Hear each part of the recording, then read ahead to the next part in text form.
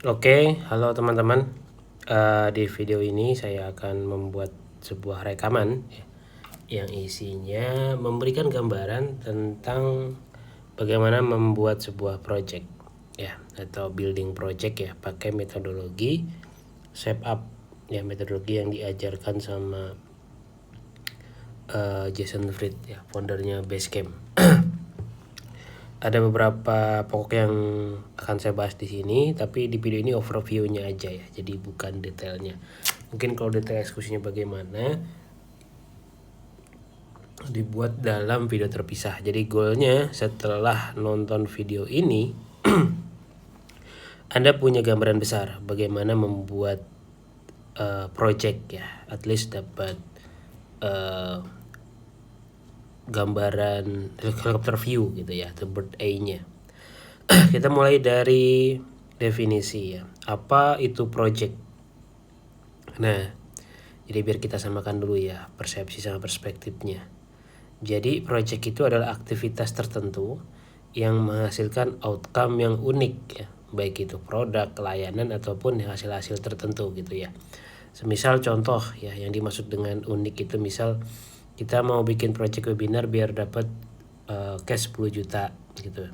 Atau ada klien nih yang datang ke kita in case problem mereka itu adalah leadsnya nih jelek mas gitu, atau saya ada produk baru saya nggak tahu nih yang beli siapa. Jadi case-nya adalah kita nyari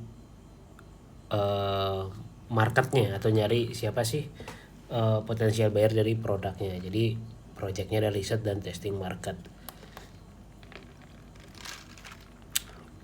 Nah secara umum project itu biasanya dibatasi oleh sumber daya. Sumber daya itu ya waktu, kemudian uang dan juga orang-orangnya. Jadi bikin project ini beda dengan bikin perusahaan, bikin corporate. No, project itu adalah sesuatu yang sifatnya serba terbatas sumber dayanya.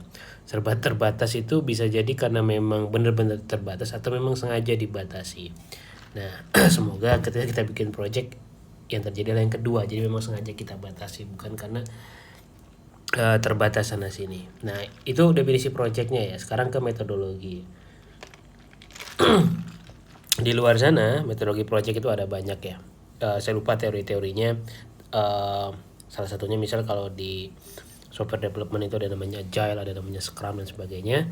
Nah ini kita pakai metodologi shape up ya, walaupun tentu saja tidak pure ya, lebih ke ya diadaptasi aja lah gitu, karena shape up itu sendiri sebenarnya untuk software ya, bukan untuk marketing. In case karena kita marketing ya berarti perlu diadaptasi, walaupun setelah saya baca-baca lagi, saya refleksikan sebenarnya ada beberapa poin yang memang cocok juga nih ya untuk diaplikasikan metodologinya ke project-project kita di marketing.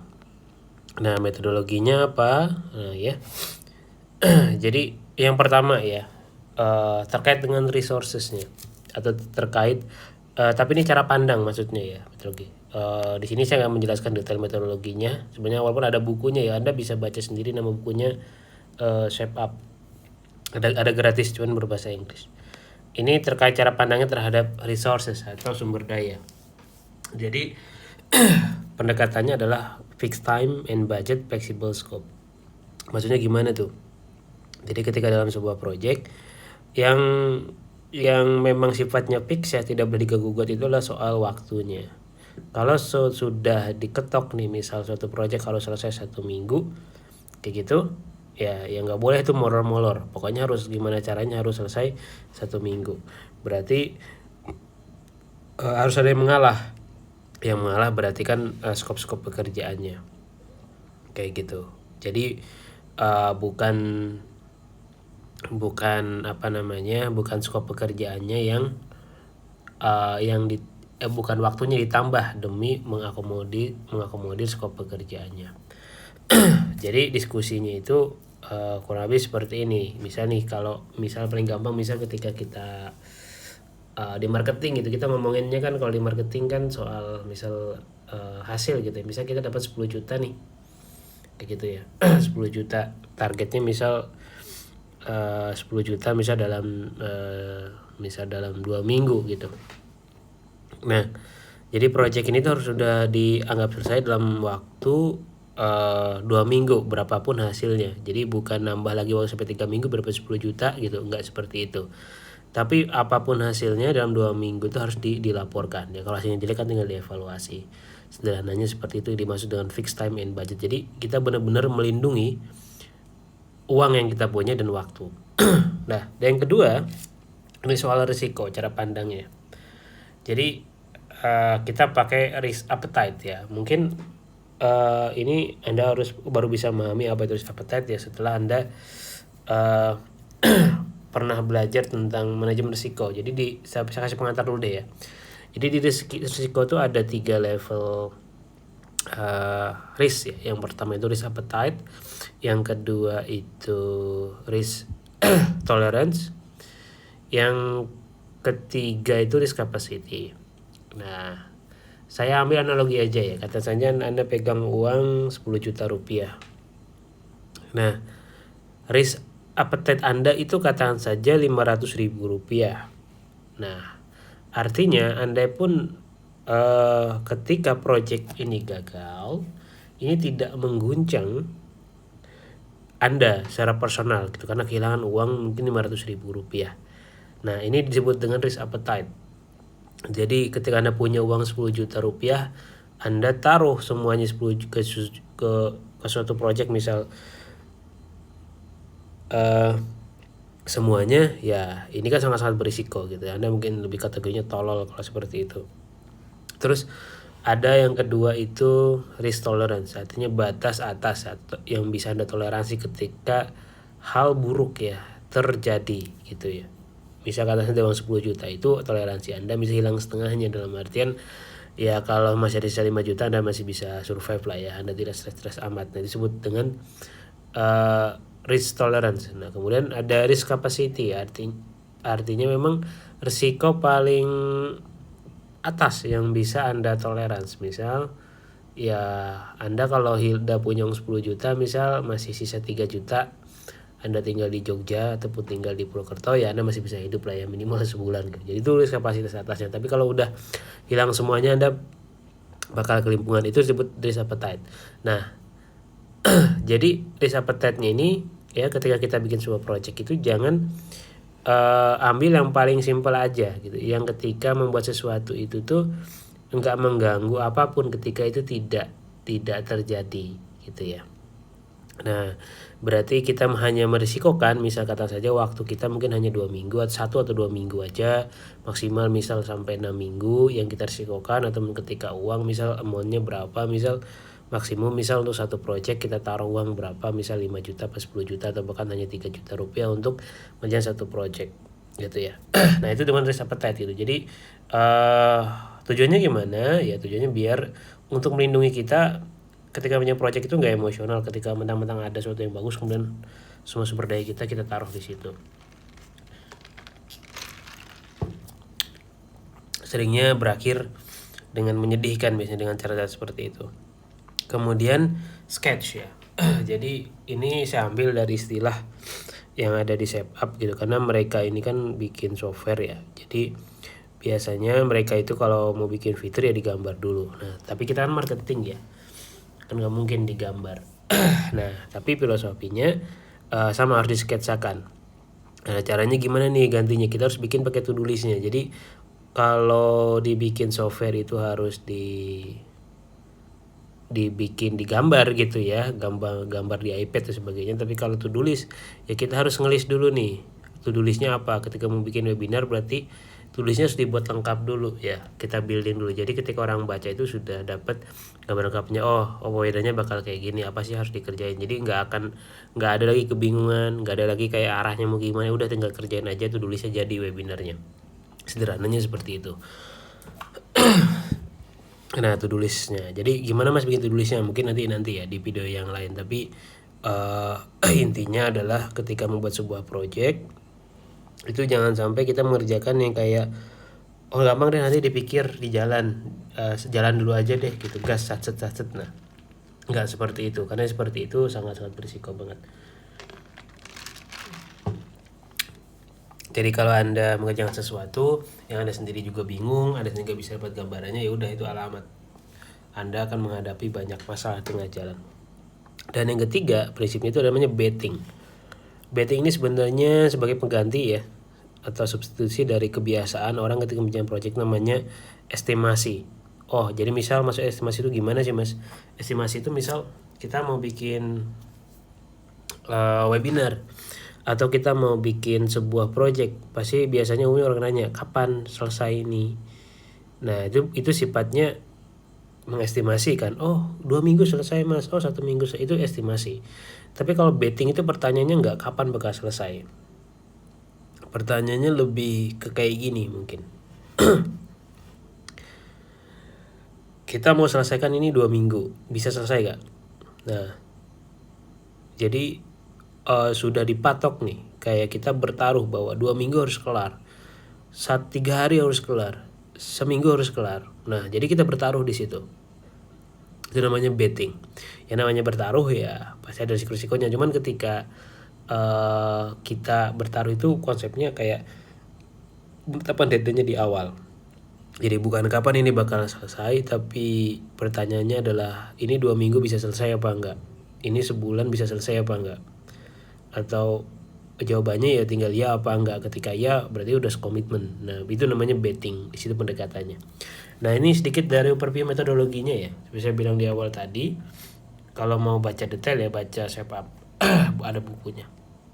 Kemudian fase projectnya. Nah jadi fase project itu, jadi teman-teman udah paham ya, semoga bisa dapat dimengerti nih ya gimana metodologinya.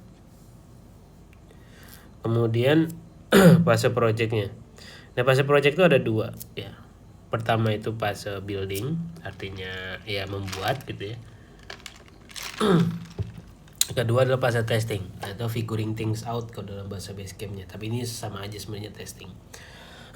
Jadi building itu adalah fase membuat struktur project dari awal sampai akhir. Nah building itu apa? Misal di dalam marketing ya, ya building itu berarti misal contoh Anda bikin sales page, Anda bikin ad copy, Anda bikin budgeting, Anda bikin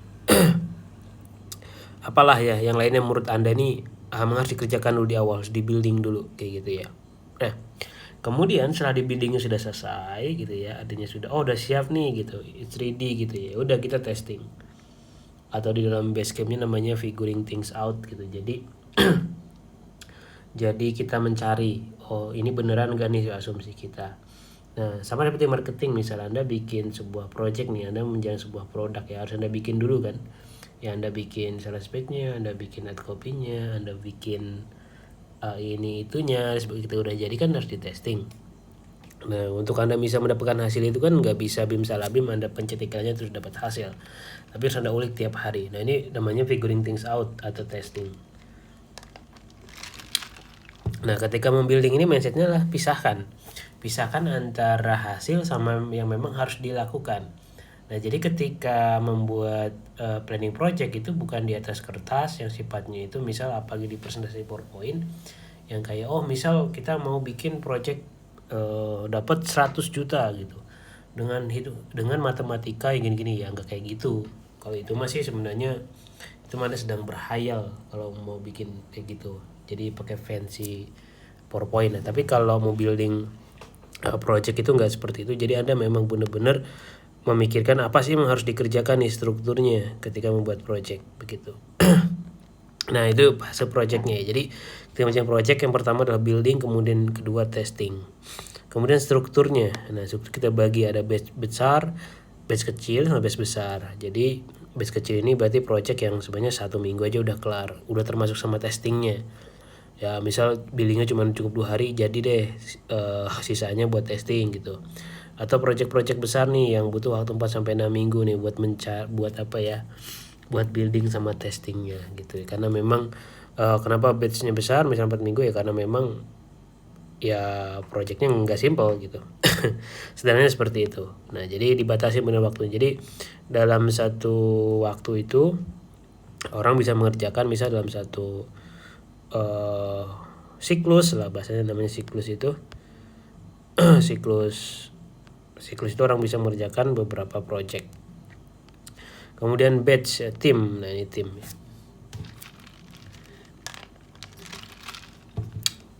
Nah, timnya itu kalau bisa, timnya itu kecil. Kecilnya berapa, Mas? Kecilnya intinya berdua sebenarnya. Nah, kalau di konteks marketing itu ada senior advertiser sama junior advertiser. Nah, nanti kemudian disupport sama admin. Nah, admin juga mungkin masuk dalam tim, tapi sebenarnya yang kerja day to day ataupun kerja intinya adalah untuk mendapatkan hasil itu adalah si junior sama seniornya. Nah, apa sih kerjaan junior sama senior gitu ya? Ini saya kasih gambaran. Jadi yang membangun project itu yang nurunin scope-nya apa aja itu seniornya gitu ya. Nah, jadi misal mau bikin webinar nih, misal saya seniornya, maka saya harus bisa bikin projectnya tuh, bikin scope projectnya apa aja.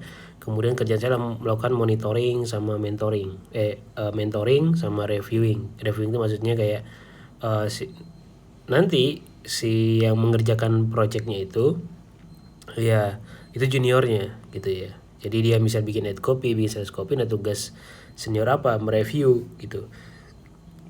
Nah, jadi si senior ini aktif kerja di project, jadi nggak cuma mendelegasikan pekerjaan, you do this, you do that, nggak kayak gitu.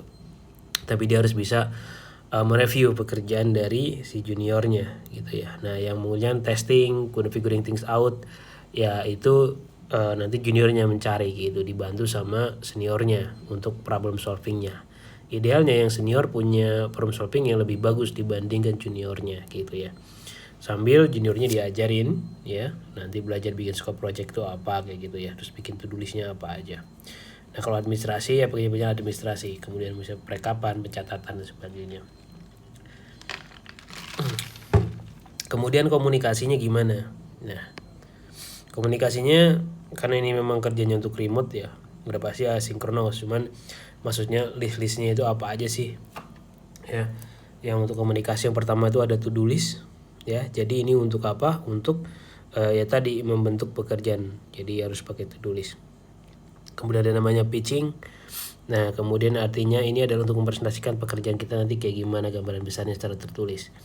Kemudian apa yang bakal kamu kerjakan minggu ini. Nah, ini bisa untuk project yang sifatnya panjang ya, tapi kemudian kalau 1 minggu bisa diabaikan ini, tapi ibaratnya adalah apa yang bakal dikerjakan di project ini secara mingguan itu sudah direncanakan di awal.